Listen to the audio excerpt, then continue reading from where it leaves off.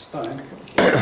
And it's my great pleasure to announce that today we have talk of Peter Shor, famous inventor of Shor algorithm, which basically changed the history of studying of quantum computing and quantum information processing.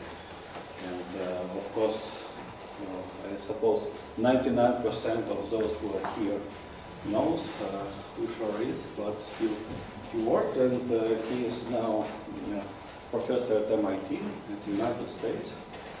And he came just to give 2 seminars. One is now, and the other one will be at the Clough Institute at the Leninski Prospect. Those who want to listen to a more mathematical story, it will be at 4 o'clock. So, please. Okay. So today I'm going to talk about quantum computing and, factoring algorithm. And I'm going to start with some history of, classical computing and why this algorithm was so surprising to computer scientists. So we'll start by asking, what's the difference between a computer and a physics experiment? Now, there's a bunch of good answers to this question. One is that you use a computer to find facts about mathematics, and you use a physics experiment to find facts about the real world, or physics. So for example, if you want to tell whether 2 bodies fall at the same rate, you would probably not want to use computers. Whereas if you wanted to factor a 500-digit number, you would think you would want to use computers. Another answer is, if you look at them, everyone's used to computers. There's one right here that's in my briefcase. And a physics experiment is a big, big custom-built piece of apparatus that usually takes a lot of tweaking to make it work. Whereas, the computer, you just plug it in, it works fine. Of course, it wasn't always like this. So one of these is a computer, and the other is a physics experiment. And I'll let you guess which one was which. The one on the right is the computer. In fact, that's ENIAC, built somewhere around 1955, I think. The one on the left is a physics experiment. That's a Berkeley cyclotron. And you can see that actually this pictures aren't all that good, but you can see the same technician working on both of them, or at least technician looks very similar. And so what happened to computers? Well, the answer is you don't need to build a new computer for each new mathematical question you want answered. So that meant that, with mass production and computers got smaller and smaller and smaller, and because you need to build a new physics experiment for each new physics question you want answered, the physics experiments, this was a particle accelerator, and particle accelerators have only gotten bigger. So why is this? Well, it's really an amazing fact about the mathematics of computation. And the mathematical theory of computing started in the 1930s. And in 1930, Gödel proved his famous incompleteness result, which says there are some, questions about mathematics that cannot be proved with a given set of axioms. And, this started people thinking. And, actually, it turns out Post was thinking about this well before Gödel's theorem. But 4 papers came out that gave a distinction between computable functions and uncomputable functions. And these contain 3 very different looking definitions of what a computable function is. There's the lambda calculus, there's Turing machines, and there's recursively enumerable functions. And they all gave the same class of computable functions. And this led to what's now known as the Church-Turing thesis. This says the Turing machine can perform any computation that any device can perform. And I guess, it was put forth by, I think, Church in around 1936. And this can't be, this is not a mathematical statement because, well, a Turing machine is a perfectly rigorous mathematical definition, but this any computation that any device can perform, there's not a mathematical statement about it. So this is really a statement about the physical world when you think about it. However, for, 50 years, a lot of people didn't realize it was a statement about the physical world. So, now what happened with the Church-Turing thesis was that as soon as practical computers came around, people realized that the distinction between uncomputable and computable there was much too coarse, because there are some functions which are computable, which, given the finite speed of computers, are absolutely uncomputable in practice. So, what came about in the 1960s and 70s was theoretical computer scientists came up with a definition of polynomial-time algorithm, and theoretical computer scientists consider an algorithm efficient if its running time is a polynomial function of the size of its input. So if there's if the traveling salesman problem, if you input a city of size n, the fastest known algorithm for it takes time c to the n for some c, around 1.6 or so. And so that's classified as inefficient. But of course you can see that these are theoretical computer scientists, because if you believe this definition, then an algorithm takes n to the 50th time to run would be called efficient, when clearly it would not work anywhere. It would not work reasonably well in practice. But this, this is a compromise between theory and practice, in that you can prove things about polynomial time algorithms, which you cannot prove about algorithms that run really fast in practice. So the class of problems solvable with polynomial time algorithms is called P, which is short for polynomial time. And of course, for the definition of P to be meaningful, you need to know that it doesn't depend on the exact kind of computer you're using. So this, again, is the universality of computation. It doesn't matter how you build your computer, the same problems will run in polynomial time on architecture X as on architecture Y. And this, in fact, Cobham used this as one of the reasons he proposed polynomial time as a reasonable class of algorithms to look at. And so this should really be called Cobham's thesis, but nobody ever calls it that. It comes up in various, it's called something Church's thesis, and I think quantitative Church's thesis is a good name as any. And what it says is that polynomial time algorithms don't depend on which machine you implement them on. And various computer scientists came up with this in the 1960s, and again, I say, called it various things.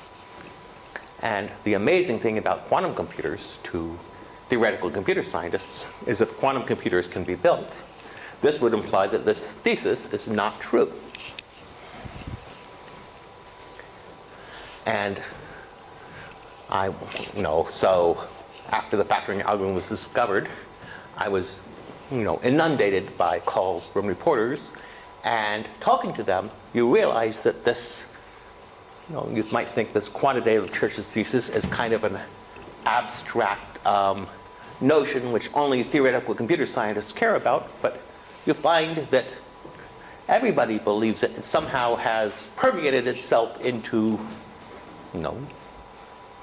the consciousness of ordinary people, because when I first came up with a factoring algorithm, the first question that many reporters asked is, how much faster is a quantum computer than a classical computer? And you can't answer that question, because if you want to say, well, factoring numbers, a quantum computer works much, much faster. For, say, balancing your checkbook, a quantum computer is no faster than a classical computer. For, let's see, for search problems, a quantum computer is somewhat faster, but not as much faster as it would be on a factoring algorithm. So it really depends on what the problem is, how much faster a quantum computer is. And the fact that, reporters thought there was just one number which defined how fast a computer was means that the quantitative Church's thesis was really in, was really in the collective subconscious. So,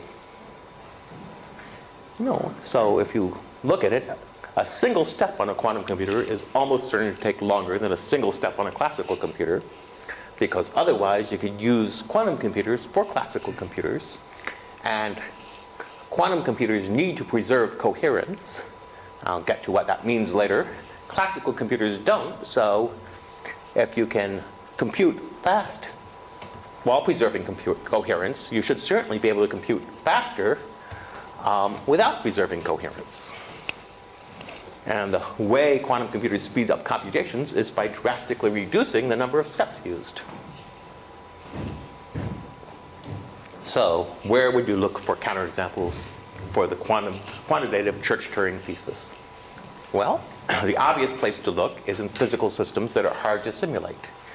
And one of the most notorious of these is quantum mechanics. So if you go back to the prehistory of quantum computers, both Richard Feynman in 1982 and Yuri Manin observed that so in Russia, R.P. Poplavsky observed that simulating physics using a digital computer seems inherently exponentially inefficient. And Feynman made this observation in 1982. And Manin took Poplavsky's observation in the introduction to, I think, a book about computation. I've forgotten. And he said, well, if you built a computer that worked on quantum mechanical principles, you might be able to get around this problem because you could use quantum mechanics to simulate quantum mechanics. And Feynman made the same observation in this 1982 paper. And in 1985, David Deutsch, who had been thinking about this, it's not clear to me whether David Deutsch had been thinking about it all along or whether he got the idea from Feynman. Both Feynman and David Deutsch were at this conference in 1981, which, people were talking about it there, so so I don't know what the exact story on this is. Anyway, David Deutsch asked whether quantum computers might speed up computation for non-quantum mechanics problems. And in his 1985 paper, David Deutsch said that the answer appeared to be no. But then 7 years later, with Richard Jozsa, he changed his mind and came up with a quantum mechanics problem which you could actually speed up with, or rather a non-quantum mechanics problem you could speed up with a quantum computer. Although, this problem, the speed up is very small and the problem is very contrived, so it did not impress anyone. Actually, that's not quite true. Some computer scientists saw his paper and started thinking about the problem, and Berthiaume and Brassard and Bernstein and Vazirani and Dan Simon progressively came up with more and more, impressive speed-ups, again, for contrived problems. And by looking at Dan Simon's paper, I was able to figure out how to factor numbers on a quantum computer. So what do we know quantum computers are good for? Well, one thing quantum computers are good for is simulating quantum mechanical systems efficiently. And you might think it's really easy to simulate quantum mechanics on a quantum computer, but it turns out there are a lot of subtle issues involved, so people are still making progress on this front. They're good for finding periodicity, and Simon's problem used periodicity, and factoring large integers and finding discrete logarithms also uses periodicity, and there's a bunch of number theory questions which also use periodicity. And then finally, searching large solution spaces more efficiently, Love-Grover came up with this idea shortly after the factoring result, and I'll get to that more on that later. But you can, also, there's also lots of developments in terms of variations and generalizations of Grover's algorithm. So if you have a quantum computer and you want to, so suppose you want to ask, is there an answer to this equation with less than 1 million digits?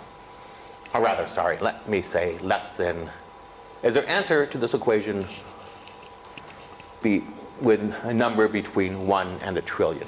So you have, on a classical computer, if you don't want to use any special properties of this equation, you have to just basically plug in the numbers from 1 to 1 trillion into the equation and see if there are solutions. And that takes 1 trillion steps. With a quantum computer, you can do it in times square root of n instead of n over 2. So instead of 1 trillion steps, it's only 1 million steps.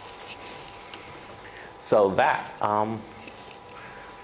so first, that's not a superpolynomial speedup, so that doesn't violate the quantitative Church's thesis, but its terms of actual practice, it's an enormous speedup. And factoring, which is what I'm going to spend probably the next much of the rest of this time talking about,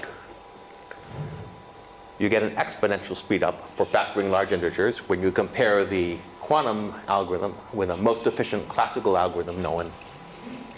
And the factoring problem is given a number n, find a and b less than n, so a times b equals n.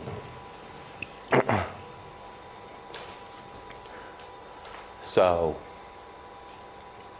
if you look at the best algorithm to factor an L-bit number, the best classical method known is a number field sieve, and its time is exponential in the cube root of the length of the number. So if it's a 500-digit number, it's e to the c times the cube root of 500. And for 500-digit numbers, this is completely impractical. With current computer speeds, and actually, in fact, computer speeds that are any projected computer speeds in the near future, it's still completely impractical. And on a quantum computer, if you could build a quantum computer, it would take it only 500 digits. That's probably less than 2,000 bits. And you could do it in 2,000 squared time, which is very quick, or 2,000 squared steps. So,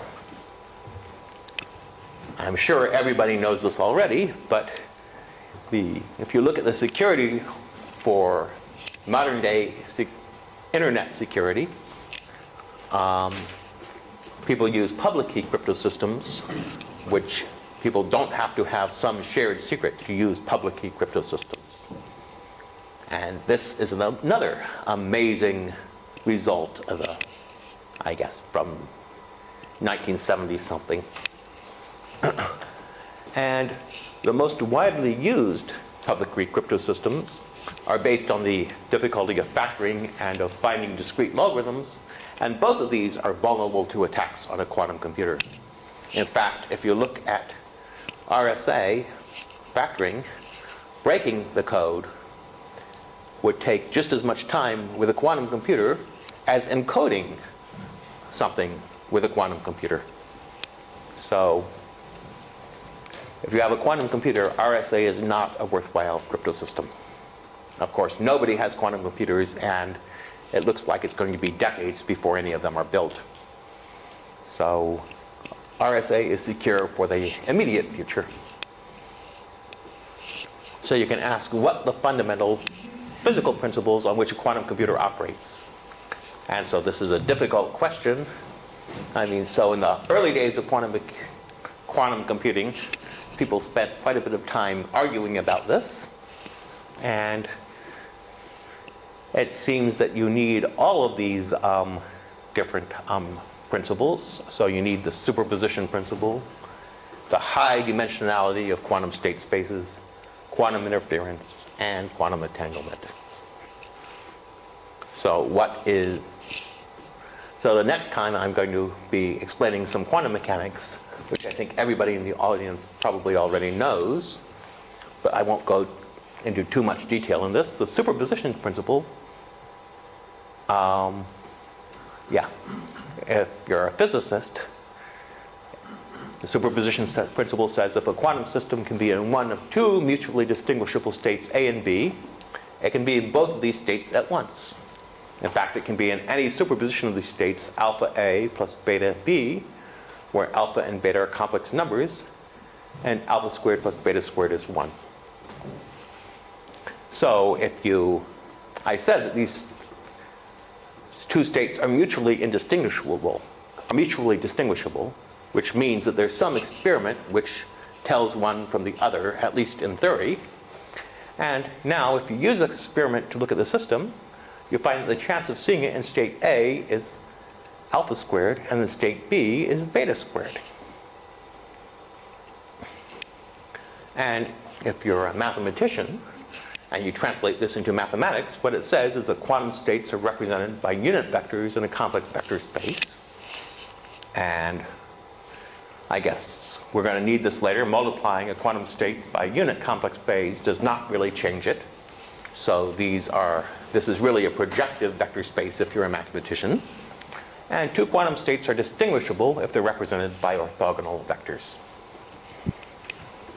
Okay, so examples. A qubit is a quantum system with two distinguishable states. So if you have a polarized photon, there can only be two distinguishable states, for example, vertical and horizontal polarization. But of course, there's lots of other polarizations, and they can always be made from these states using the superposition principle. So diagonal polarization is 1 over root 2 vertical plus horizontal. Left circular is 1 over root 2 horizontal plus I over root 2 vertical. And right diagonal is with the minus sign instead of a plus sign. If you look at these, you see that left diagonal and right diagonal states are orthogonal, so they're mutually distinguishable. Or rather, right diagonal and left diagonal, and left circular and right circular. So if you have 4 qubits, they can be in any superposition of the 4 states, 0, 0, 0, 1, 1, 0, 1, 1. So now you notice that we've, instead of polarizations, I'm using bits here. And this is going to be, first, it's a natural thing to do if you're a computer scientist, because if you're a computer scientist, the things are represented in computers by either voltages or magnetization or various other physical properties, but computer scientists always think of them as 0 or 1. And here we're just doing the same thing. We're taking 2 mutually distinguishable states and calling them 0 and 1. Now, if you have 2 qubits, then their state space is a tensor product of the 2 individual state spaces. And this tensor product includes states such as 1 over root 2, 0, 1, minus 1, 0, which is called an EPR pair after Einstein, Podolsky, and Rosen. And here, neither qubit alone has a definite state, and we call these states entangled states. And if you have n qubits, their joint state space is described by superposition of 2 to the n basis states. And you can take these to be, all length n strings of 0 and 1. And the high dimensionality of this space is one of the places where quantum computing gets its power from. Okay, so now I'm going to give you the circuit model for quantum computing. And, just like in classical computing, there are various models. There's a Turing machine model. There's there's a model which much more closely resembles the computers we're used to, which is based on von Neumann's architecture. And then there's models of circuits. And then there are all sorts of very strange models of classical computation, all of which, can compute the same objects. And if the models are powerful enough, they all compute them within polynomial factor of each other in time. So the same thing is true for quantum computing, but the quantum circuit model is the one that, has arrived as the natural model that people talk about. And I think there are several reasons for this. One is that it's a model which you can actually imagine physically building. And another reason is it's theoretically fairly nice to work with. So in the circuit model, well, what I'm going to do is describe it in the next few slides. But to compute, first we need to be able to put the input into the computer, change the state of the computer, and get the output out of the computer. So what is the quantum circuit model? Well, the quantum circuit is just going to be some number of qubits. And the input, you start the computer in the state that corresponds to the input in binary. So if you want to input the string 100101101, what you would do is just start your first qubit in the 1, which might represent a vertical polarization, or it might represent an excited state of an atom, or it might be a clockwise flux in a superconducting circuit, or it might be all sorts of other physical objects. But this is a 1 as a qubit, and then 0 as for your next qubit, etc. And now it turns out you're going to need extra workspace for your algorithm. So what you do is you just add a bunch of zeros to the starting configuration for your workspace. And there are other models in which you permit an operation which adds an additional qubit to the computer in the middle of the computation. But it really doesn't matter theoretically whether or not you're allowed to do this, because you could always just start your computer with extra qubits. The output. Okay, at the end of the computation, your quantum computer is going to be in some quantum state, and you can represent that as a superposition with some amplitudes of all possible bit strings of length n. And now you cannot actually get these amplitudes out of the computer, because of the Heisenberg uncertainty principle says you cannot measure the state. So around the best thing you can do is measure it in the canonical basis. So you do a von Neumann measurement which projects it onto one of these basis states. And you get output I with probability alpha sub I squared by the rules of quantum mechanics. Of course, there's lots of other measurements you can make on this state.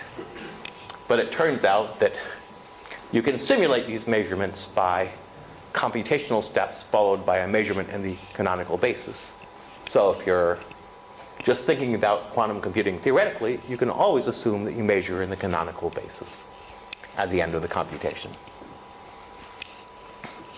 If you're building a real computer, that may not be what you would really want to do, but we won't worry about that in this talk, at least not yet. So when you observe the computer, you get an output from a probability distribution. So if you're talking about classical computation and you want to say you solve a problem, you want to find a program which always gives you the right answer. And in quantum mechanics, we can't do that because quantum mechanics is inherently a probabilistic process. So for a quantum computer, we'll say it computes a function correctly if the output is correct with high probability. And it doesn't actually matter much what you mean by high probability. You'll be able to, the functions which are computable on a quantum computer is not going to matter. I mean, if you compute a function correctly with probability 2/3, you can just repeat the computation many times and then you'll amplify your probability. Okay. So the next question is, how do we change the state of the computer? How do we actually do the computation? So for that, we need to go back to quantum mechanics. And we know that the evolution of an isolated quantum system is linear. And so we have a linear transformation as a vector space. That's a matrix. So the evolution of pure states in an isolated quantum computer can be described by a matrix operating on the state space. And to preserve probabilities, or by the laws of quantum mechanics, this matrix has to be unitary. So what are we going to do? Well, we're going to permit matrices that work or permit quantum gates that work on 2 qubits or at a time. So each quantum gate is going to have to be a transformation that is applied to either 1 or 2 qubits. So a computation is a sequence of quantum gates applied to 1 or 2 qubits at a time. So the classical analog of this is a classical gate. And so this is an AND gate. You put in 2 classical bits and you get out a classical bit. And there's a theorem that says any classical computation can be reduced to just and or and not gates. In fact, you only need and not. You don't need or. So similarly, there's a theorem that says there's a certain set of quantum gates which are sufficient for quantum computation. So some number of, we can write down a set, in fact a very small set of quantum gates which you can build any quantum computation out of. And so why did we choose 2 gates at a time? So if we allowed unitary gates that transformed all the qubits, well, then we could choose a gate that took the input to the output in 1 step. Experimental physicists would have no clue how to go about building it, and this isn't really a feasible model of computation. So why 2 and not 3? Well, it's the same reason as why you use 2 bits classically. You can have gates that use 3 bits classically, but you can build them all out of and not gates. So why bother? So same thing, for 3 qubit gates are theoretically not any more powerful than 2 input or 2 qubit gates, and they're much harder to implement experimentally. So you really don't want to do this. So classically, if you look back at the history of classical computation, various people have said, well, why do we use binary? Why don't we use ternary or 5-digit base 5 numbers? Wouldn't that be more efficient? And the answer is, well, it reduces the number of gates, but each gate would be much, much more complicated. So it actually would be less efficient because the number of gates is only reduced by a small amount. So none of these ideas has actually ever gone anywhere in practice. Same thing for quantum computing. You know, 3-qubit gates are so much more complicated than 2-qubit gates, and they hardly reduce the computation time at all, so why bother making them? So, what is a quantum gate? A quantum gate is a linear transformation on a 2-dimensional or a 4-dimensional space. So it has to be, well, if it's a 1-qubit gate, it's a 2x2 matrix, and it's a 2-qubit gate, it's a 4x4 matrix. And in order to preserve probabilities, it must take unit length vectors to unit length vectors. And what that means is that the matrix has to be unitary. And so the conjugate transpose is the inverse of the matrix. So this is basic linear algebra. I'm not going to explain it. So that's what a quantum gate is. And, well, I probably should say something. How does a quantum gate on 2 qubits operate on this 2 to the n dimensional vector space? Well, the answer is it operates on these 2 qubits, and then it does nothing on the remaining vectors, which means you have to take the tensor product of this quantum gate, which is 4x4 matrix, on those 2 qubits with the identity matrix, which is, I guess, n minus 2 2x2 matrices on the remaining qubits, and you get a 2 to the n by 2 to the n matrix, which operates on this 2 to the n dimensional vector, and only does something non-trivial to 2 of the qubits. That might be clearer later, but so the final thing is, so wait, actually what I've just done is the complete model for the complete description of the circuit model for quantum computers. And I want to say something about interference. And, well, you know that there's interference in physics. How this manifests itself in quantum computers is you can make qubits interfere with themselves. So if you look at the transformation, 0 goes to superposition of 0 plus 1, and 1 goes to the superposition of 1 minus 0. You might think, you start with a 0. Now you're in an even superposition of 0 and 1. So it looks like you've done something that increases the entropy, but it actually doesn't, because if you start with a pure quantum state, this is a pure quantum state. If you do this transformation twice, 0 goes to 1 and 1 goes to minus 0, because, well, in matrix terms, what this transformation is just this matrix. And if you square it, you get this matrix, which takes a 0 to a 1 and a 1 to, I guess, 0 with a phase change. So, here, what's happened is that the 0 going to 1 and 1 going to 1, this step interferes with the step 0 going to 0 and then 0 going to 1. And so you don't get any, actually I take that back. 0 going to 0 and then repeating going to 0 interferes with a process of 0 going to 1 and then 1 going back to 0. So you get no amplitude of a 0 going to a 1 when you square this.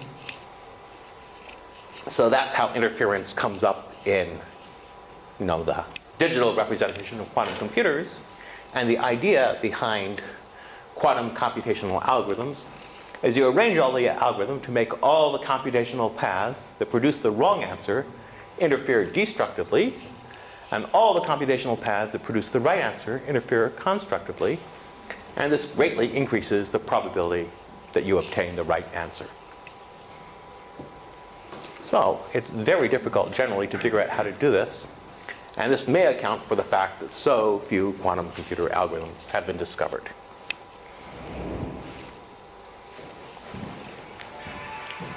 Okay, so now I'm going to switch gears and start talking about factoring. So to factor a large number n, what you want to do is you want to find numbers a and b such that a squared equals b squared mod n, and a is not equal to plus or minus b mod n. So then you get a squared minus b squared is equal to a plus b times a minus b, and since a squared was equal to b squared mod n, a squared minus b squared is equal to 0 modulo n. So modulo n just means if you know the remainder when you divide by n. So that means a squared minus b squared has to be a multiple of n, because a squared minus b squared is 0 modulo n, so it's a constant times n. And now you can get one factor of a squared minus b squared from a plus b and another from a minus b. And if you had a, if you had a equals plus or minus b, if a were equal to b, then this term would be 0, and it would not give you a factor. If a equals minus b, this term would be 0, and it would not give you a factor. So what you need is you need to find two numbers whose squares are equal modulo n, but the two numbers are not, they're not a equal minus b or a equal b. So this is how, it's how the quadratic sieve works. It's how the number field sieve works. Although the number field sieve, these are not integers. These are, algebraic integers in some number field. And it's essentially how the quantum computing algorithm works. And once you have a plus b, or once you have a and b, you can use Euclid's algorithm for greatest common divisors to find the answer, because a plus b and n will have a greatest common divisor that will be one factor. And Euclid's algorithm for greatest common divisors actually works very fast. So, for example, I'm going to factor 33. So take 10 and 1. Well, 10 squared is 100, which is equal to 1 mod 33, because 100 equals 1 plus 3 times 33. And 1 is, so A is congruent to B modulo 33. And now 100 minus 1 is equal to 11 times 9. And that's equals, I seem to have left, I have a typo. It's not equal to 33, it's equal to 3 times 33. I'm sorry about that. So the first factor gives you 11, since the GCD of 11 and 33 is 11. And the second factor gives you 3, since the GCD of 9 and 33 is 3. And so you find 33 is 11 times 3. Okay, to factor a large number n, what we're going to do is find the smallest r greater than 0, such that the x to the r is congruent to 1 modulo n. So x to the r over 2 plus 1 times x to the r over 2 minus 1 is congruent to 0 mod n. So here you have to have r even for this to work. So now you can get two factors by taking, it's the same thing we did previously with 33. We take the greatest common divisor of x to the r over 2 plus 1 and n, and the greatest common divisor of x to the r over 2 minus 1 and n. And now it takes some number theory to do this, but you can show that this gives you a non-trivial factor. So here we're choosing x randomly, and then finding the smallest r greater than 0, such that x to the r is congruent to 1 mod n. So if you choose x randomly, the probability that works is at least 1/2. So what can go wrong? Well, there's two things that can go wrong. It can go wrong with A is equal to plus or minus B. So you could get x to the r over 2 is equal to minus 1.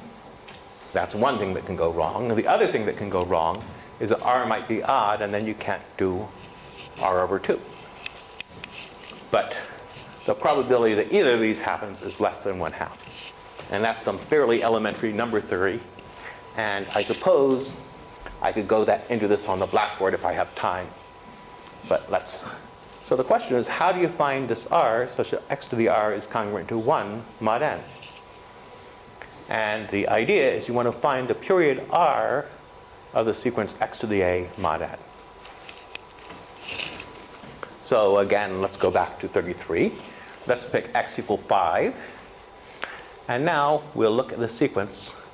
So the sequence is 1, x squared mod 33, x cubed mod 33, etc.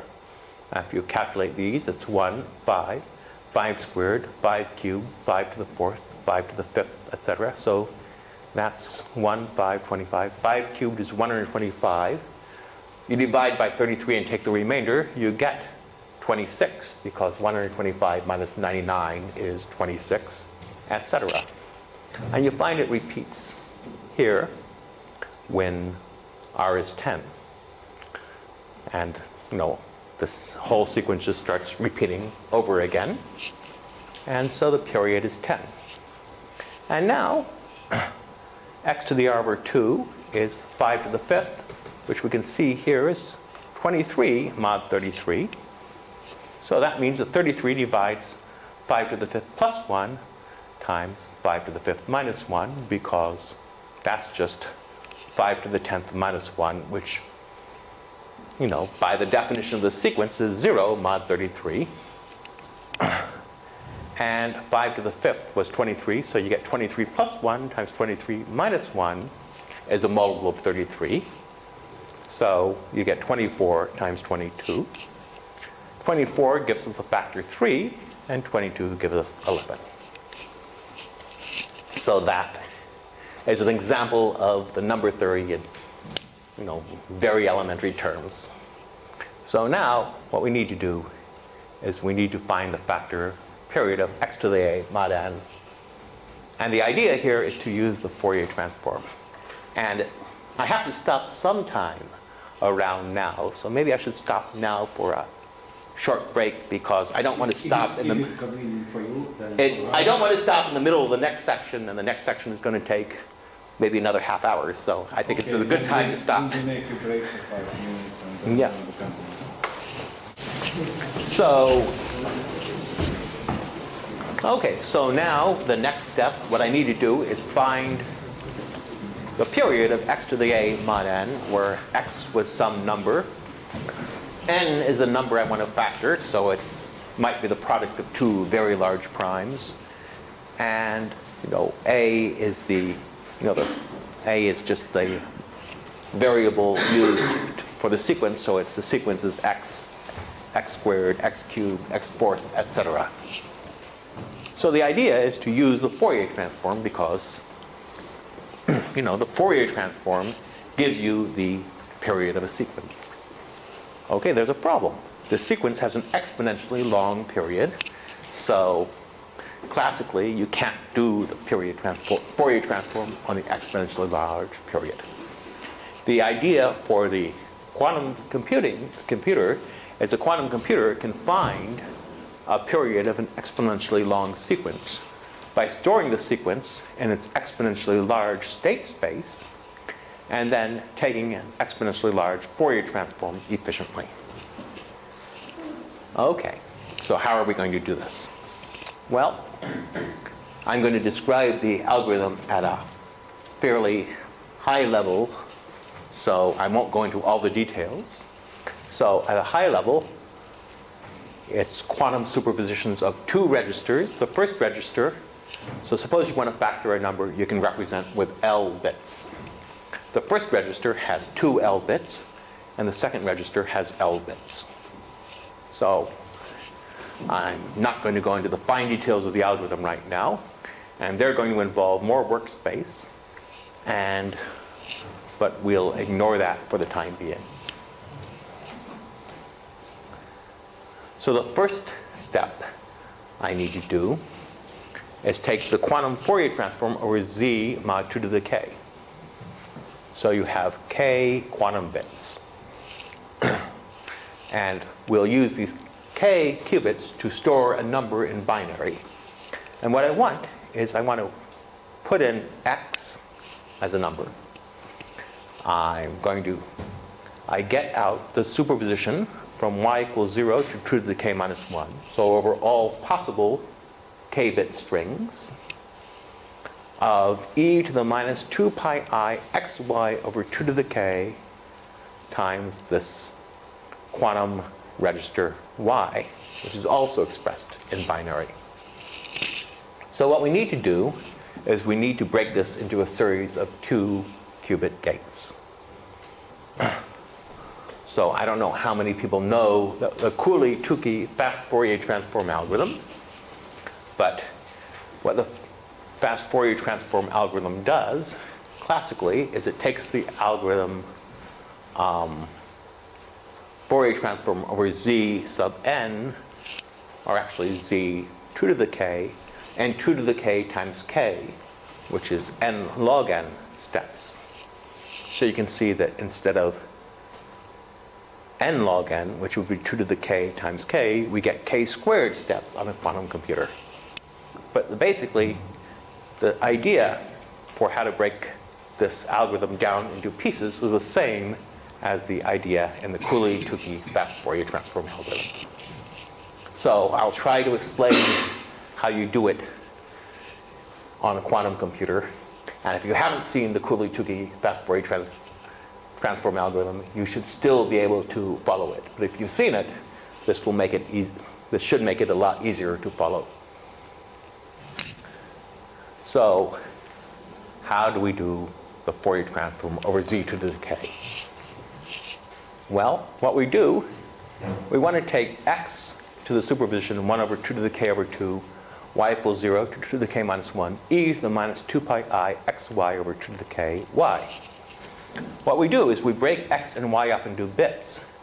So x is sum over beta, x sub beta, that's the beta bit of x, times 2 to the beta. And the same for y. And so now we have pairs of bits x beta and y beta. And we'll look at what happens with this e to the minus 2 pi I xy over 2 to the k term when you plug in, just the bits here. And here, maybe I should, here, I'm going to go to the board. So we have summation. Which board is better? Either one? Okay. This one. Okay. Oh yeah, I like this better. So e to the minus 2 pi I xy over 2 to the k y is going to be equal to, well, we want to break this up into bits. Summation over y1, summation over y2, summation through summation over y sub k. Or actually, this really should start with 0 and go to k minus 1. So, okay. Now, we're going to get e to the minus 2 pi I x summation yi summation yi here. And this summation yi, this gets broken into the product e to the minus 2 pi I x yi product over. Actually, I'm using beta here, so y beta, beta. And there is a 2 to the beta here, 2 to the beta y sub beta. So what we need to do is we need to do e to the minus 2 pi I x times 2 to the beta y sub beta. So we need to shift the phase by this amount for, I guess, a bit from x and a bit from y. This product over the cubes, right? Yeah, this is a product over the, well, yeah. So each of these y0, y1, y2, y sub k minus 1, each of these corresponds to one of the qubits. So this is a product over the qubits of the, and you can break these amplitudes up into a 2 to the beta times 2 to the alpha x sub alpha y sub beta. So you get one amplitude for each pair of qubits in x and y. And let's look at what these give us. So if alpha plus beta greater than or equal to k, then we have e to the minus 2 pi I xy 2 to the alpha plus beta over 2 to the k. Well, this whole thing is e to the minus 2 pi I times an integer, so it's 1. So we don't need to worry about it. And this is, the fact that we don't need to worry about this is going to be the key to the algorithm. If alpha plus beta is less than k minus 1, what we're going to use in our algorithm is the gate that takes x alpha y beta to e to the minus 2 pi I xy 2 to the alpha plus beta over 2 to the k x alpha y beta.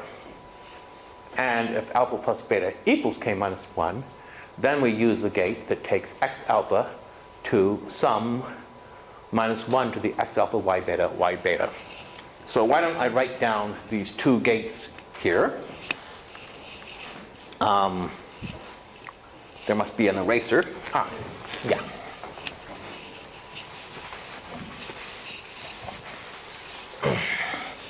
So gate 1 is 1, 1, 1, and e to the 2 pi I, 2 to the minus something, gamma, say. And so this is a, this is a 4 by 4 unitary matrix. And gate 2, I just see I've left out a 1 over root 2 in this expression. Is 1 over root 2, 1, 1, 1, minus 1. So 0 goes to 0 plus 1, and a 1 goes to 0 minus 1. And those two gates correspond to these two cases. So how does this work? Well, we want to start out with a string of bits x and end up with a string of bits y. And let's see, is this a x0? I don't like this blackboard. Okay, so remember these gates. Actually, it doesn't really matter. So we'll have x0, x1, x2, x3, and now what we want is we want to end up with the right things on y. So we want to go from these x's to these y's and have this correct amplitude, and we don't want to we want to somehow get rid of all these x's and make all the y's. And we don't want to keep these x's around, because if we did, they would interfere with our quantum. So our quantum algorithm runs on interference. If we kept these x's around, they would destroy the interference. We want to get rid of them. So we're going to start with x3. Well, if alpha plus beta is bigger than k, then we don't have to do anything. So we don't have to worry about this case with x3. We worry about this case. And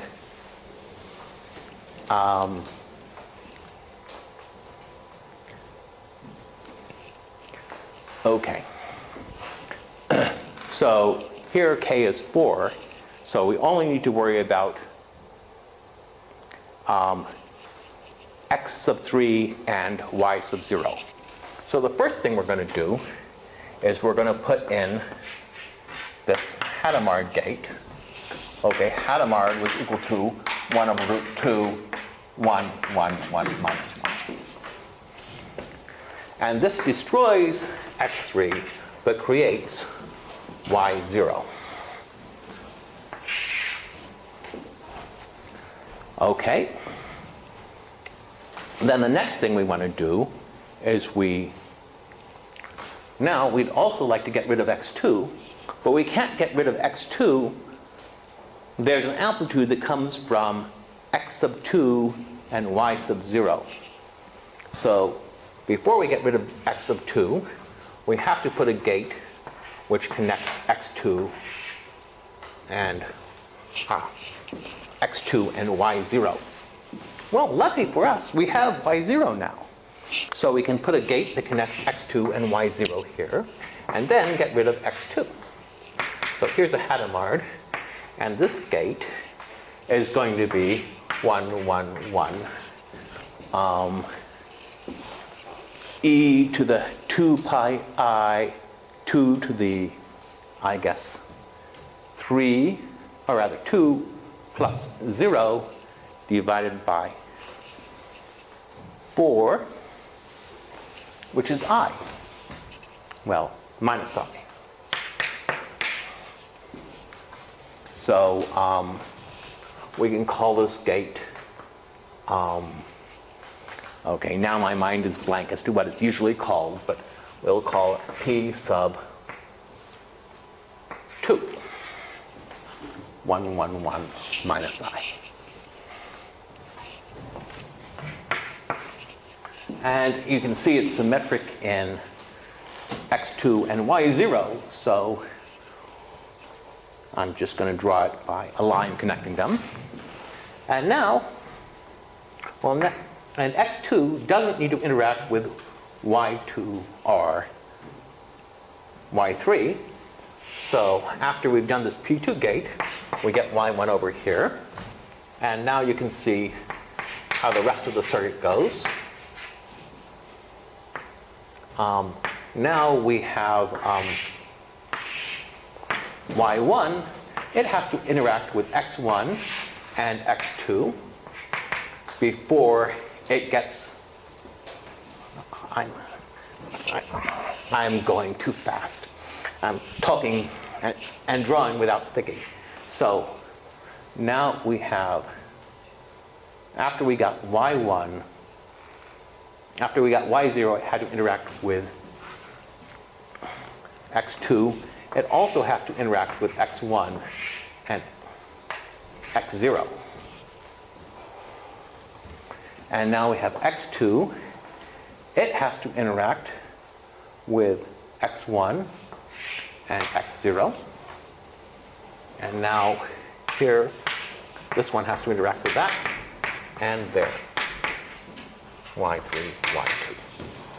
So that is the circuit. So first thing we do is we turn x3 into y0 with this Hadamard gate, which turns a 1 into a, it has a -1 phase if both x3 and y0 are 1, and otherwise it has a 1 phase. And then after we get y0, it has to interact with x2, x1, and x0, because if alpha plus beta is less than k minus 1, then you need to do these interactions. But after we've interacted y0 with x2, we put in the Hadamard gate, and now we need to interact x2 with x1, and rather, we have to interact with y1 with x1 and x0. We put another Hadamard gate, and now y2 can interact with x0, and another Hadamard gate. And now we've changed all the x's, all the bits of x, into bits of y, and we have managed to apply the appropriate phases that we need for this Fourier transform. Okay.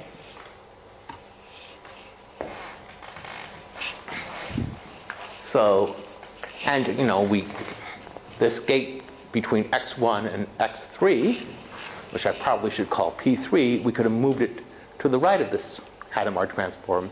And since this, you know, since 1 and 3 don't interact with this Hadamard transform, which is on qubit 2, it doesn't matter which order we do these gates in. So that is the quantum Fourier transform. Okay. Now the next ingredient in quantum computers is reversible computation. So we can do classical computations on a quantum computer as long as we do these classical computations reversibly. That is, okay, so a quantum computer, every gate on it is a unitary gate, which is reversible. So if you want to do a classical computation on a quantum computer, we need to do it reversibly. So that means all the gates, gates whose possible output map uniquely back to the input. And there's a theorem, which is any classical computation can be made reversible as long as we keep the input around. And how do we do that? So in general, if you have a classical computation, you can write it reversibly as input with extra workspace goes to output and garbage. And I'll show how this works in more detail in the next slide. But basically, the garbage is the extra information you have to store to make the whole computation reversible. So if you store enough information, you can always take the input 0 to output garbage. And now you can't use this.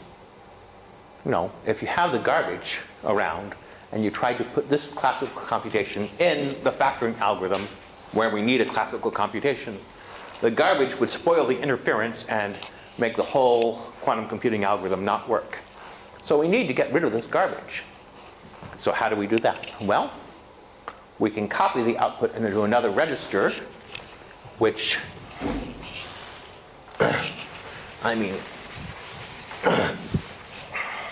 so to copy, what we need is x0 goes to xx.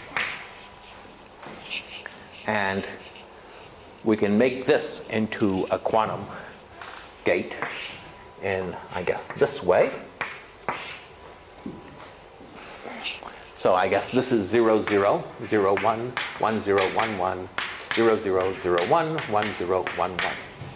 So if you start with 0, 0, it goes to 0, 0. If you start with 1, 0, it goes to 1, 1. Is it not cloning? What about? No, this is not cloning. Why? Right. Okay. I'll explain why it's not cloning, but this is okay. This is called a C0 gate, and it's an important ingredient. So let's assume we can do this. Well, now, so we have input garbage 0. It now goes to output garbage. Well, input 0 goes to output garbage. And output garbage, we can copy the output into another extra register. So output garbage 0 goes to output garbage output. And now, what you do is you can reverse this computation on the first two registers. So if you take output garbage into input 0, so output garbage output goes to input 0 output. And we've gotten the input to the output, and we've gotten rid of the garbage because we have an extra bunch of zeros here. And, well, if I had done this, I guess, completely rigorously, I would have an extra bunch of zeros here and here. And we would have the input goes to, input 0, 0 goes to input 0 output. which is exactly what we wanted. So why is this not cloning? So I want to say this is not cloning because x0 goes to xx. So what would we... Part of it clone, no? No, because suppose if you put 0, 0 goes to 0, 0, and 1, 0 goes to 1, 0. Suppose we took 0 plus 1. So try to clone. You stick a superposition of 0 and 1 in the first register. 0, that goes to, well, it's linear, so it goes into 1 over root 2, 0, 0, plus 1, 1. Cloning would be 1 over root 2, 0 plus 1 times 1 over root 2. So that's 1 half, 0 plus 1. So this control not gate takes superposition of 0 plus 1, 0 to 0, 0 plus 1, and not 0, 0, 1 half, 0, 0 plus 0, 1 plus 1, 0 plus 1, 1. So it's not cloning. What? It's not a product state what you do. Yeah, it's not a product state. This is an entangled state. So we only copy things in the basis states, which is all we need if we're going to do classical computation. So how do we get reversible gates? Well, a 3-bit Toffoli gate is a universal gate for quantum computation, and it looks like 1, 1, 1, 1, 1, 1, 1, 1. So you input x, y, and z, and the output is x and y, and z exclusive are x and y. So if both x and y are 1, you flip so here's 1, 1, 1 goes to 1, 1, 0, and 1, 1, 0 goes to 1, 1, 1, and everything else stays the same. So this is universal for quantum computation. And how you can see this is you can get and, or, and not from it by putting in certain constants in the input. For example, if you fix x and y to be 1, then z goes to z exclusive are 1 and 1. That's z goes to z exclusive are 1, which is not z. So if you stick x equals 1, y in 1, you get not z, and you also get 2 garbage outputs. Because now, a classical not gate, you would not have these. No, actually, you have extra inputs that have to be 1 and extra outputs that have to be 1. So that's not quite garbage. Oh, sorry about that. Where is this? Here we are. So if you put in z equals 0, you get x and y, and you also get this garbage output x. You'll get x, y, and x and y. But x and y are garbage in this case because the classical circuit would just output x and y, and it wouldn't have x and y in the output. So by sticking in the Toffoli gate and maybe some extra inputs of zeros and ones and some extra outputs of garbage, you can do any circuit reversibly. And then you can get rid of the garbage using the construction we just saw. So if you have a Toffoli gate, you can do any classical computation reversibly. And this Toffoli gate can be implemented as a sequence of 6 2-qubit quantum gates. And you can write this sequence down and check that it really is the Toffoli gate. And if you stare hard enough, you can figure out why it's a Toffoli gate from the sequence, but it's not, it's not something, this is just a fact. It's not something that you'll gain much intuition by looking at this sequence of gates. So I'm not going to give it to you. So now we can go to the factoring algorithm. So we start with, so here's the complete factoring algorithm. And I need to describe the steps in a little more detail. We start with 0, 0. And L steps, we put it in a superposition of all possible inputs in the first qubit. First register. So 0 goes to 0 plus 1 over root 2. Do this for each qubit.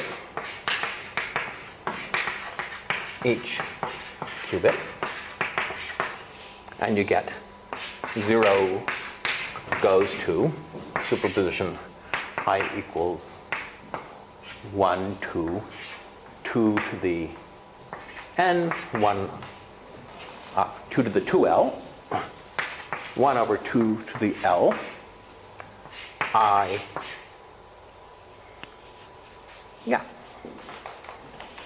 So all you need to do is take this first 0 and rotate it to 0 plus 1 over root 2.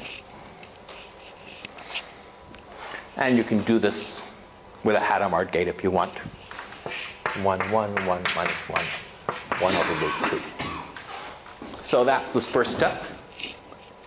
Now this next step, what we do is we take A in the first register and we do a quantum circuit that takes the first register and computes in the second register x to the A mod n.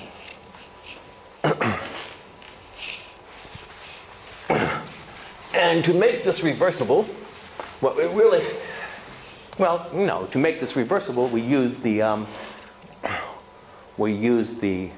construction we just saw.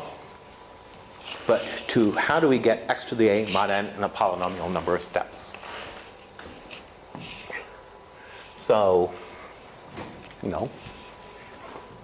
find x to the A mod n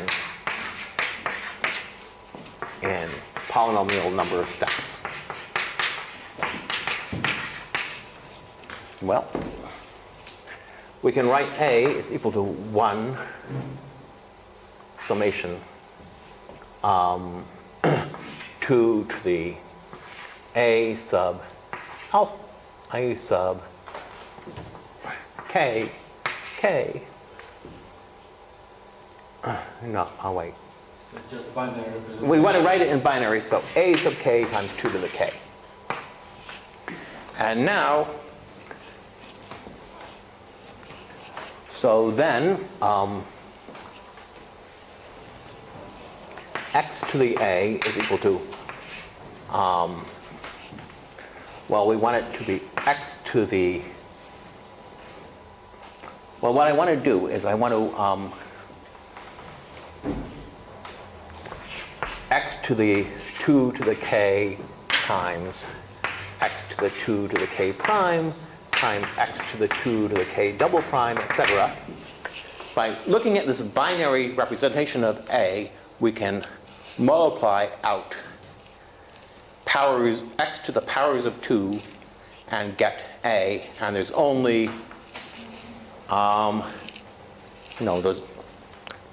there's only L powers of 2 if A has L bits. So it's easy to get this by multiplying powers of 2. And how do we get powers of 2? Well, we get x squared mod n. And we can get x to the 4th mod n by squaring x squared. And we can get x to the 8th mod n by squaring x to the 4th mod n. So each of these operations takes, each of these operations is just multiplication mod n, and that's easy to do with polynomial time. If you take long enough, you could write down a circuit for it. So you just need to repeatedly square and then multiply the appropriate powers of x to the 2 to the k together to get x to the A. So that means you can compute x to the a mod n in polynomial time. Can you please give just a few more details how now it should be done on the quantum computer? Okay. So on a quantum computer, okay. Well, what you need to do is you need to write down a circuit for this on a classical computer. Yeah. And so the circuit for this you can write out of ands, ors, and nots. And now you can turn that into a circuit on a quantum computer which has Toffoli gates. And then you run it through these run the circuit through the Toffoli gates, collect the garbage, and get rid of it by undoing the computation, and that gives a circuit. So, writing down the details of the circuit get kind of messy, so I don't really want to do it. But are there any particular? Well, maybe we discuss it later. Yeah, we can discuss it later. Excuse me, I have a question concerning this point. For a given A in your sum, Yeah. it requires L square steps. But you have to build a quantum or unitary matrix, right, for quantum computation. Right. That's why you need non-polynomial time. No. Only polynomial and very short. You can construct a quantum data array. By the way, Yeah. So what you do is you can, so you want to construct a classical circuit. You put an x here. Actually, you can hardwire x in, but which actually saves you something. But you could imagine having the bits of x here, having the bits of a here, and then there's a classical circuit with polynomial number of gates, poly gates, which is and or not, which outputs an n here, say. Again, you can hardwire in x and n and build them into the circuit, and that saves you some time. It outputs x to the a mod n in bits.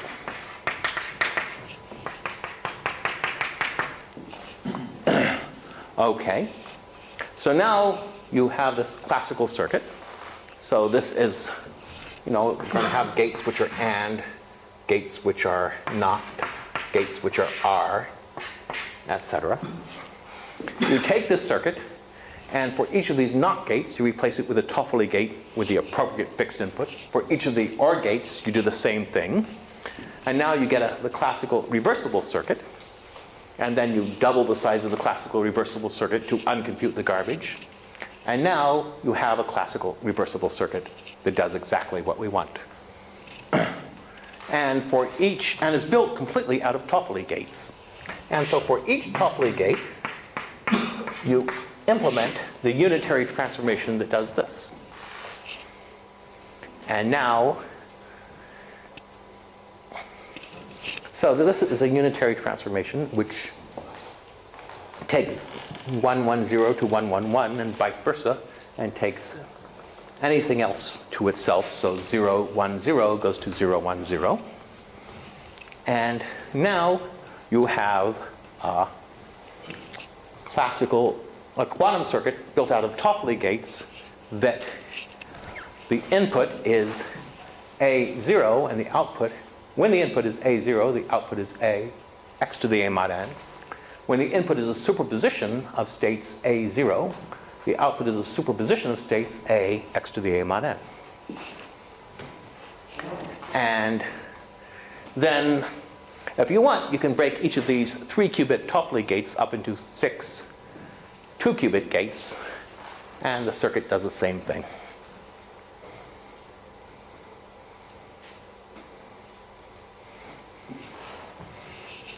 And writing down this classical circuit is just, is basically an exercise in computer science of turning a Turing machine or a algorithm into a circuit.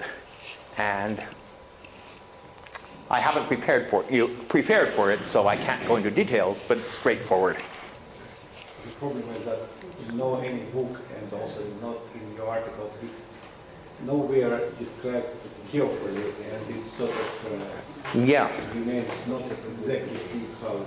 Right, it's, yeah, so I don't describe it carefully because the details are messy.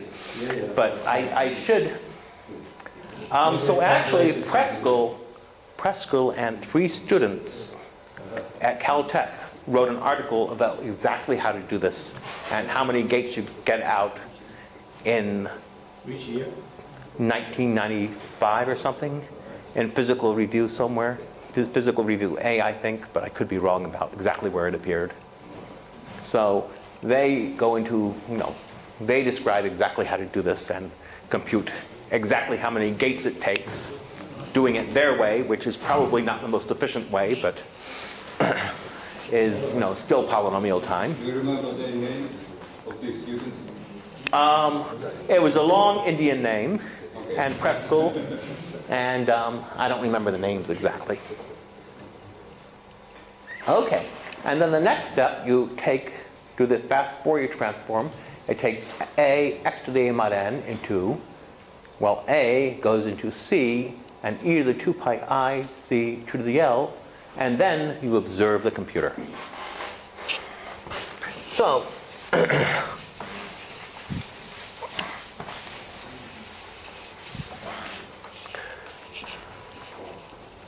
okay, so e to the 2 pi I ac over 2 to the l, we get the sum, e to the 2 pi I,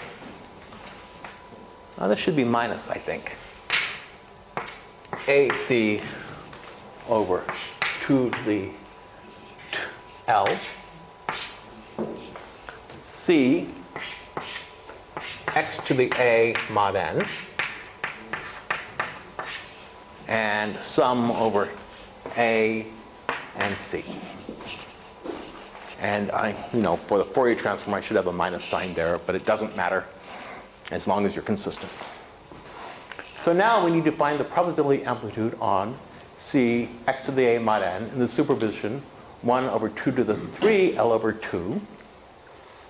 We got a factor of 2 to the l from this step and another 2 to the l over 2 from this step. So 1 over 3 to the l over 2. Sum from a equals 0 to 2 to the 2l and c equals 0 to 2 to the l, c x to the a mod n e to the 2 pi I ac over 2 to the l. And you can see that many different values of a give the same value of x to the a mod n because this is an L bit register. The first one was 2 L bits, the second is L bits. And a runs from 0 to 2 to the 2L, so there's 2 to the L possible values here, and there's 2 to the 2L different values of a, so a lot of x to the a mod n's are the same. And to get the amplitude of seeing c x to the a mod n, we need to add up all of these coefficients and then square the whole result.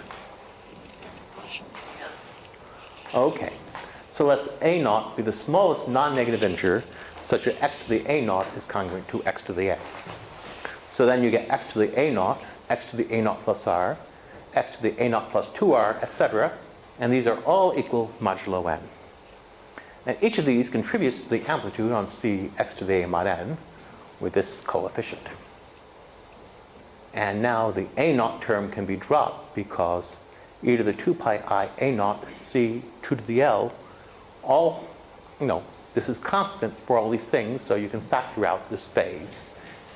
And so you can drop this first a naught, and you just get e to the 2 pi I b r c over 2 to the l summed over all these different values of a.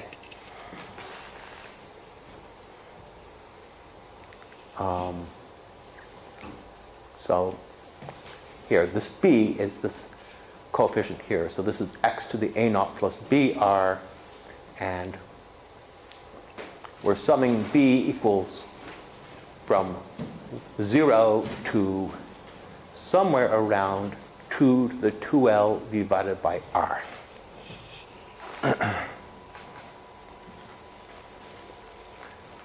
Yeah. So here, b equals 0 to, well, either 2 to the 2l divided by r, or maybe 1 less than that, of e to the 2 pi I b r c over 2 to the l. So we need to compute this sum. So yeah, so a is a naught plus br, and we get this. And now the nice thing to recognize is this is a geometric sum, which is close to 0 unless rc over 2 to the l is equal to d plus order of r over 2 to the 2l. So I'm sure everyone around here knows how to compute a geometric sum, but what's happening geometrically is you're summing a lot of phases, and you have a phase, you go around the circle some amount, get another phase, get another phase, etc. And you keep going around the circle until, well, and for 2 to the 2l over r times. And actually this last one is pretty irrelevant. And now, what happens when you compute the geometric sum is if you go down around the circle more than a very few number of times, everything cancels out almost completely. So really, this is negligible unless r over c, rc divided by 2 to the l is close to some integer d. In fact, you can see that the only terms, I'm not going to go through the arithmetic with a geometric sum, but you can check that the only terms which count are those in which r over 2 to the 2l are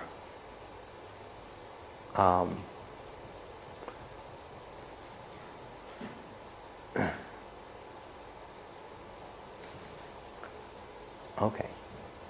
Unless the difference between this and an integer is something like r over 2 to the 2l, which means that you only go around some constant number of times.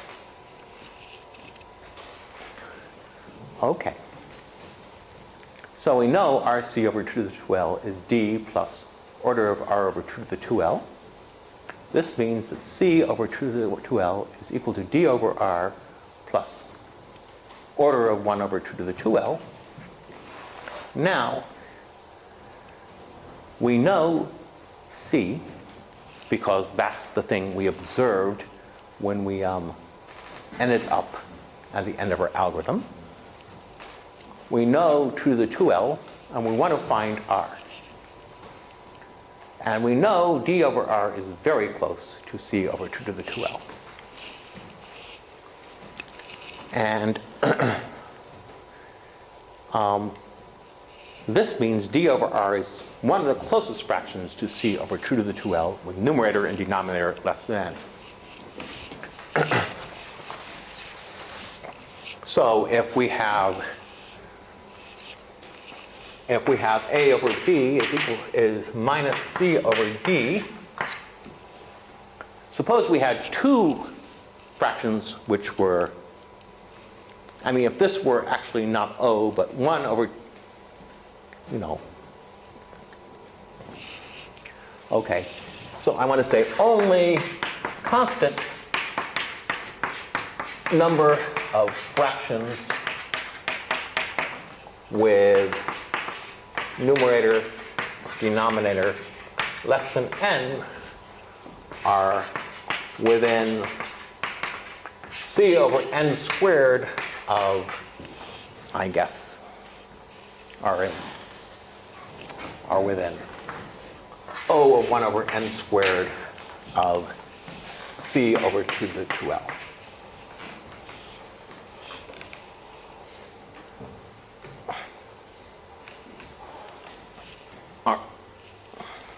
Yeah.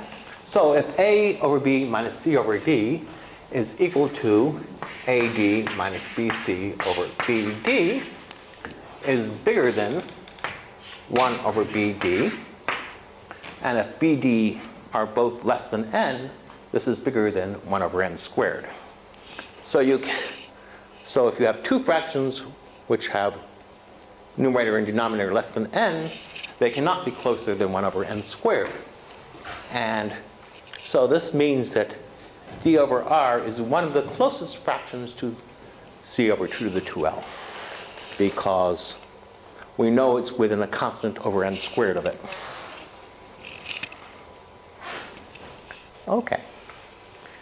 So now we need to find, we have c over 2 to the 2l, we need to find d over r, and there's an algorithm, a completely classical algorithm called continued fractions, which takes a number, finds a fraction that's close to it, and if the fraction is one of the closest within, it finds all the closest fractions with numerator and denominator, small numerators and denominators, and then so we can use continued fractions to find possible values for d over r, and then we can use r to factor n. So let's see, do I have time to describe continued fractions? Definitely not. I'm running out of time. So the example, factoring 33, the period r is 10, and you calculate the amplitudes of seeing those various c's, which have to be between 0 and 256. You find a peak around 256 over 10, twice 256 over 10, 3 times 256 over 10, etc. So you apply your quantum computing algorithm. You're going to get one of these. You're probably going to get something in one of these peaks, and you can round this. Here 228 over 256. You round it off to the closest fraction.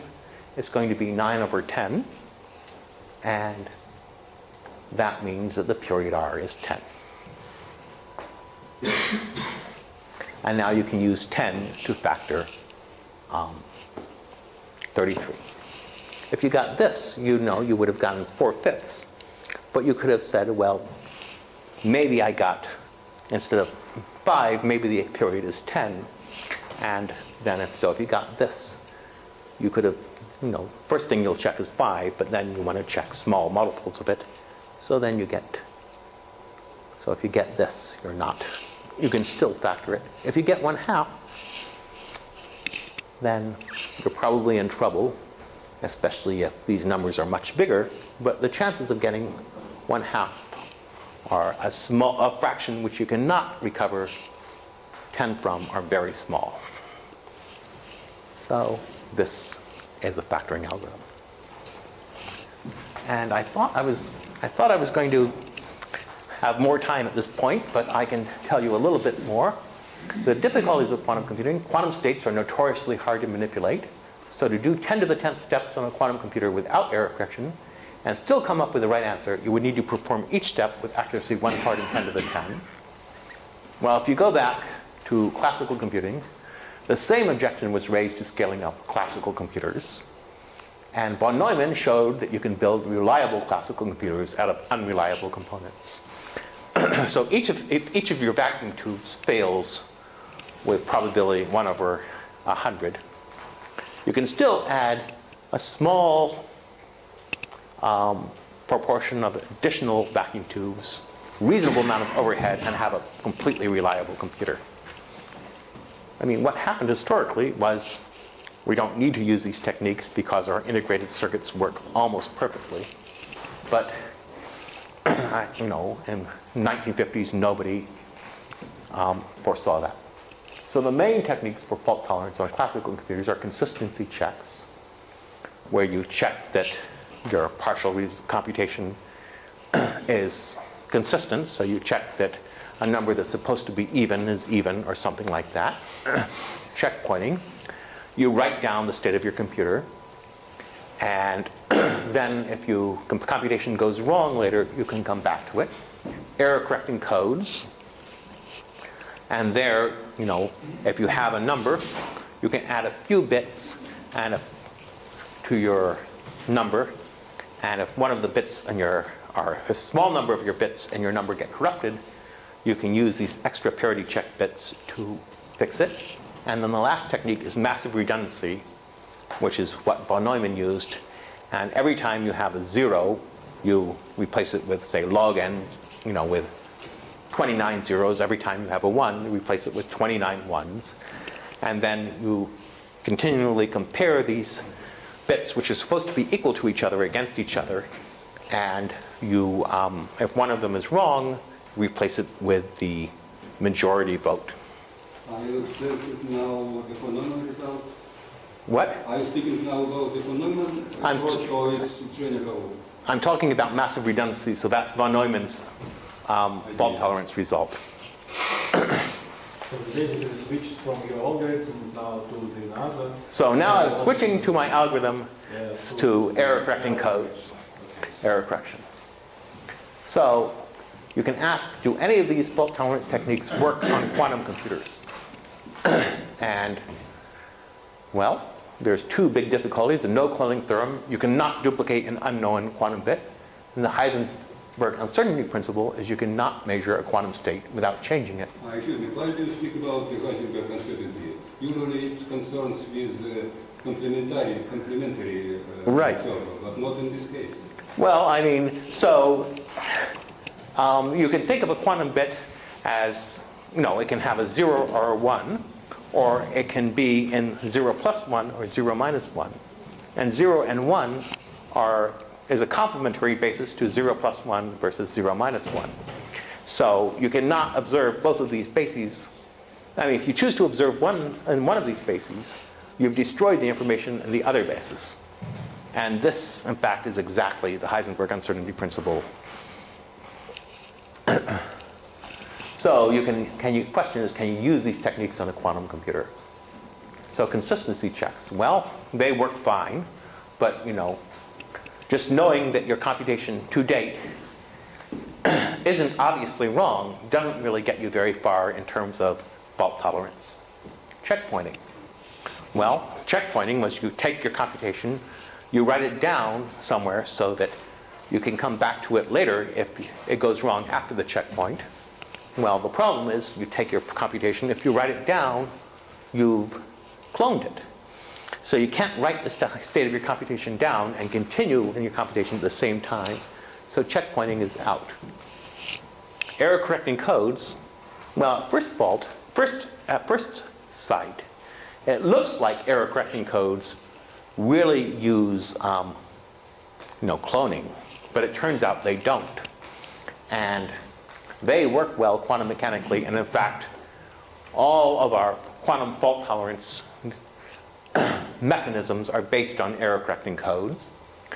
And the final thing is massive redundancy, and it's adaptable to quantum computers in some sense, but it does not work well, so it reduces the probability of error from epsilon to epsilon squared. But it's actually, it's not even that good. But it reduces the probability of error some, but not enough to really make quantum computers practical. Okay, so how does quantum error correction work? Well, quantum error correcting codes exist, and they can be used to make quantum computers fault tolerant so that you only need to perform each step with actually 1 part in 10 to the 10. And the basic idea is, how do they get around the no cloning theorem and the Heisenberg uncertainty principle? Well, you can think of errors, maybe, one possible error is someone comes along and measures one of your quantum bits. So you'd think this is going to leak information from the computation to the outside world, and any information that leaks from the computation to the outside world is no longer available for your computation, so eventually all of the information leaks out from your computation, and then you're doomed. But you can arrange things so that measuring one of the qubits gives no information about the encoded state. So the remaining qubits retain all the information about the encoded state without violating the no cloning principle. But of course, if you didn't correct it, eventually all of your qubits would get measured, and then all of the information would have potentially leaked out. So really, you need to keep correcting the information to keep the computation on track. So how do you correct? Well, I mean, how do you correct computation if you're not allowed to measure the qubits in it? I mean, how do you figure out the error? Well, what you do is you design your error-correcting codes so you measure the error without measuring the encoded state. So you make the encoded state of the computation and the error nearly orthogonal.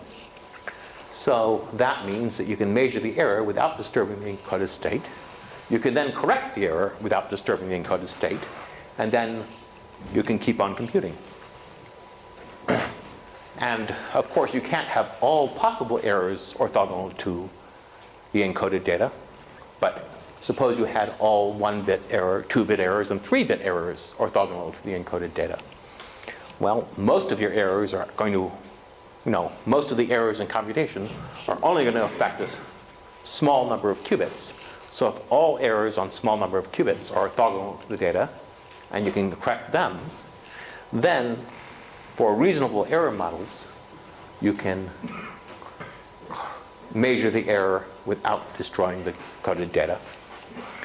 And if you do this right, you can,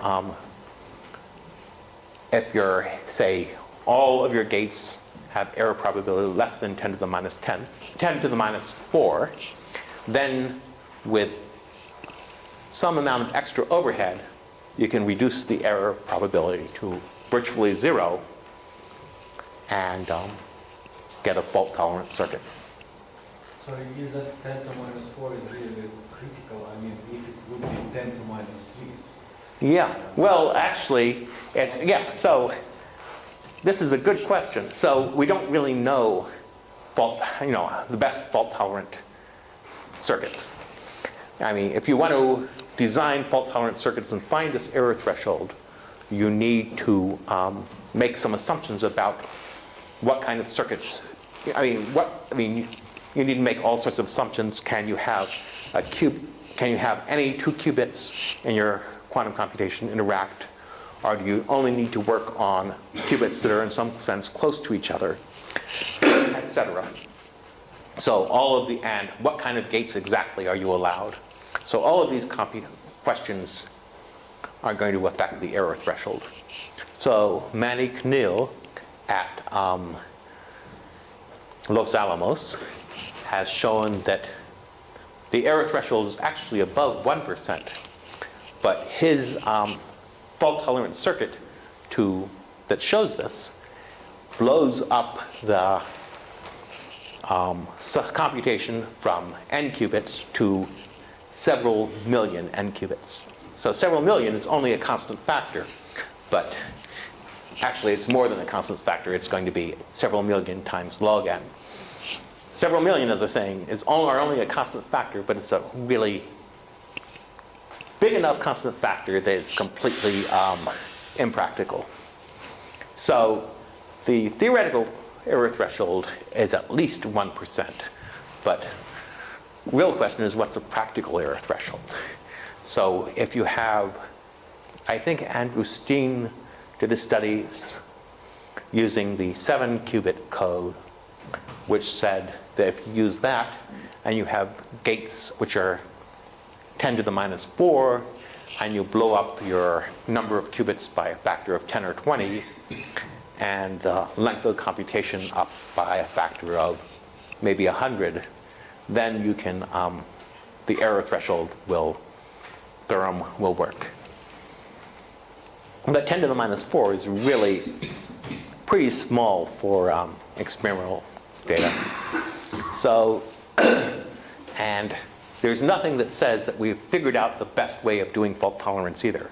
So it could be that, next year someone figures out a better way of doing fault tolerance with a new kind of error correcting code, which increases the practical or the feasible threshold from 10 to the minus 4 to 10 to the minus 3.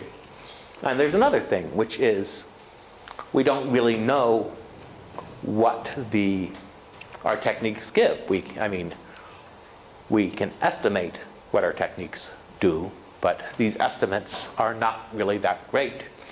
And so probably if we knew the right, I mean, it's quite possible that, with current techniques, we could actually get 10 to the minus 3 bounds on fault tolerance, and with a moderate blow up if we could figure out mathematical methods of estimating how well these fault tolerant circuits work. So, and the other thing is when you try to do all these details and do fault tolerance really carefully, everything gets very, very messy. So it's, very important. If we're ever going to build quantum computers, it's very important to do fault tolerance right. But it's also very tedious to do these estimates right. But theoretically, you get fault tolerance. And this is probably a good time to stop. Maybe 5 minutes. Okay. So how does fault tolerance work? Well, I'll do the simplest fault tolerant gate. And so the simplest classical error correcting code is a repetition code. So 0 goes to 0, 0, 0, and 1 goes to 1, 1, 1. What about the quantum version? 0 goes to 0, 0, 0. 1 goes to 1, 1, 1. Well, this works very well against bits, flips. So suppose you applied a bit flip, which is just the sigma x Pauli operator, to some qubit. Sigma x of 2, 0, 0, 0, goes to 0, 1, 0, and 1, 1, 1 goes to 1, 0, 1. And now what you can do is you can build a quantum circuit which measures which bit is different. So if you measured which bit is different here, the possible answers are none, bit 1, bit 2, or bit 3. Here, you would measure bit 2 is different. And now that you know bit 2 is different, you can apply sigma x to the incorrect bit and correct the error. And this works for superpositions of zeros and ones. Alpha 0, 0, 0 plus beta 1, 1, 1 goes to this if you apply sigma x to the second bit. And when this is measured, the result is the bit 2 is flipped. And the measurement gives the same answer for both values of the superposition, so we don't destroy coherence. And bit 2 can now be corrected by applying sigma x of 2. So this works pretty well for bit errors. What happens if you have a phase flip? Well, 0, 0, 0 goes to 0, 0, 0. 1, 1, 1 goes to minus 1, 1, 1. So this, a phase flip on any of these 3 bits gives you a phase flip on the encoded qubit. So if your error rate for phase flips was p, then your error rate for phase flips on this encoding would be roughly 3 times p. I mean, it's possible you would get 2 phase flips which cancel each other out, but that's a smaller order, so really it's roughly 3p. And so your phase flips are 3 times as likely. And the same thing happens for general phase error 1, 0, 0, e to the I theta. So you've corrected bit errors with this quantum error correcting code, but you're amplifying phase errors. Well, if you look at this unitary transformation, it takes phase flips to bit flips and vice versa, because h sigma x, h is sigma z. So suppose we apply h to the 3 encoding qubits and also to the encoded qubit. We can ask, what does this do to our code? Well, we get a new code, and this is our new code. 0 goes to the superposition of these 4 states, which are the states with an odd number of zeros, and 1 goes to a superposition of the states with an even number of zeros. And now, well, exactly what you would expect happens. A phase flip on any qubit is correctable, because we started with a code with bit errors correctable, and we switched bit errors to phase errors and vice versa. So if we apply a phase flip to the 3rd qubit, you get this thing, and you can check that this is orthogonal to both of these, and in fact to all possible phase errors except a phase error on the 3rd bit. So you can measure which bit has the phase error on it, and then you can correct it. So what happens with bit errors? Well, 0 is encoded as a superposition of odd number of zeros. 1 is encoded as a superposition of states with an even number of zeros. So a bit flip on any qubit exchanges 0 and 1, and thus a bit flip is 3 times as likely as on an unencoded state. So it looks like we haven't gotten anywhere, but we can use both of these codes. What we do is we first apply the code which corrects phase errors, and then we apply to each of these resulting qubits the bit code that corrects bit errors. We could do it the other way around too if we wanted. That means we have a code which, the first time we mapped 1 bit to 3 qubits. Next time we're mapping 3 qubits to 9 qubits. We have a code that maps 1 qubit into 9 qubits and corrects an error in any one of these 9 qubits. So this is a concatenated code. It's exactly analogous to the classical concatenated codes. You first apply one code and then another. And if you have a bit flip, well, comparison to the other 2 qubits in this group of 3 will correct it. If you have a phase flip on a single qubit, you can check that it gives the same result as a phase flip on any of the other qubits in this group of 3. But now you can just think of these groups of 3 qubits as blocks and apply the circuit that corrects the phase errors to these blocks, and it works fine. So this corrects any single qubit error and any single phase error. And if you want a t error correcting code, you can repeat each qubit 2t plus 1 times instead of 3 in the above construction, and you get a t error correcting code which maps 1 qubit to 2t plus 1 squared qubits. And there's this beautiful theorem, and I think this is where I should probably end.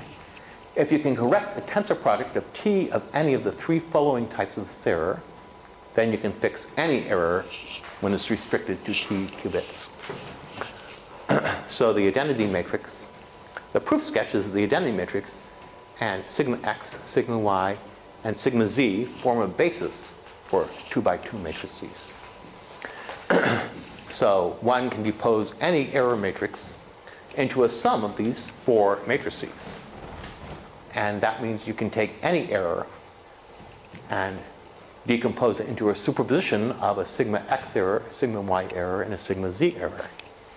And now, when you measure which error occurs, you'll get a result, either sigma x or sigma y or sigma z on that qubit.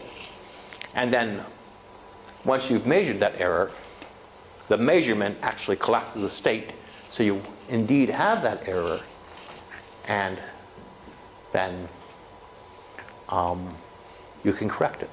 So if the error only affects t qubits, it applies the identity matrix to the other qubits, and then the decomposition into a superposition of the error matrix into a superposition of sigma x, sigma y, and sigma z never occurs more than t terms in the tensor product, which means any error on t qubits is correctable.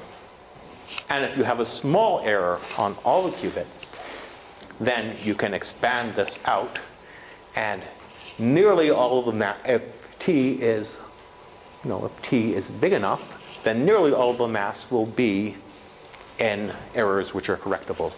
So if you have a smaller error on all the qubits and you have a good enough error correcting code, then you will almost certainly correct that error. And I think, I'm going to skip this example.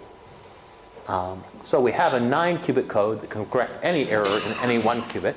You can ask, how can we make more general quantum codes?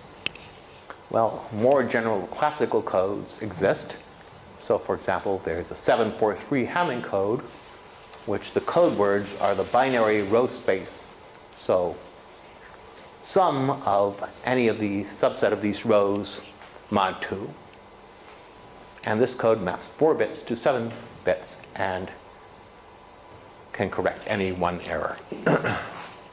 So what happens is that you can take this Hamming code and turn it into a quantum Hamming code.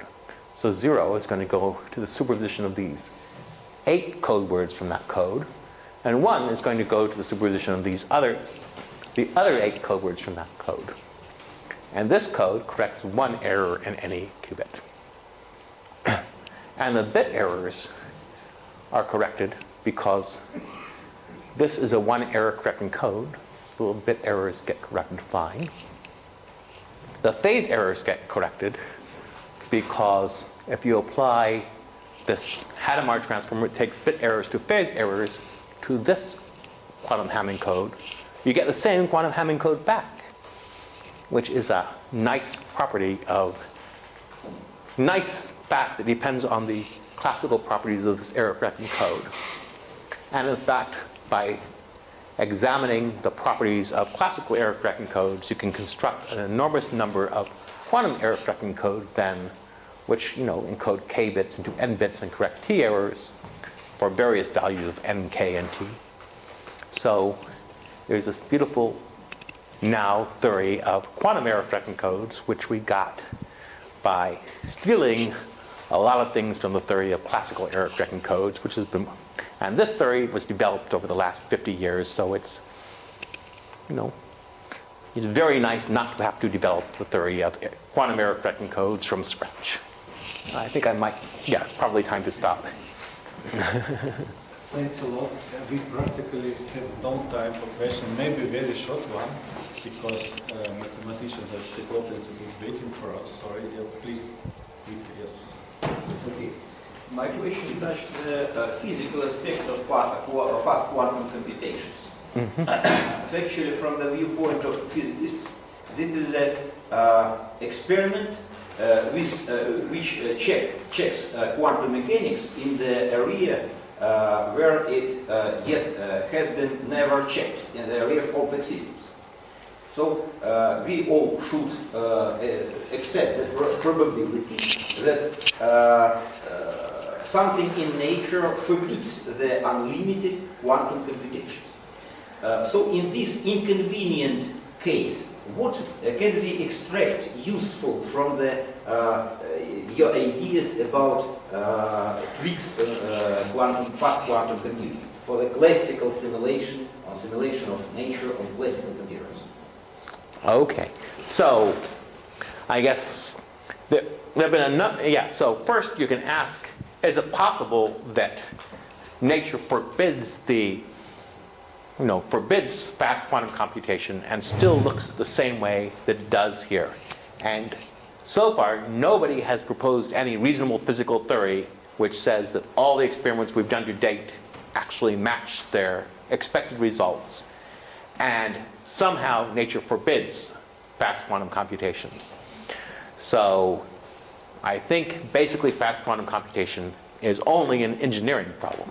On the other hand, it's an incredibly difficult engineering problem, and people have made tremendous advances from 1994, when I discovered the factoring algorithm, and still we are enormously far from anything real quantum computation. So, at the time of 1994, Jeff Kimball said, well, I think we have 1/10 of a quantum gate.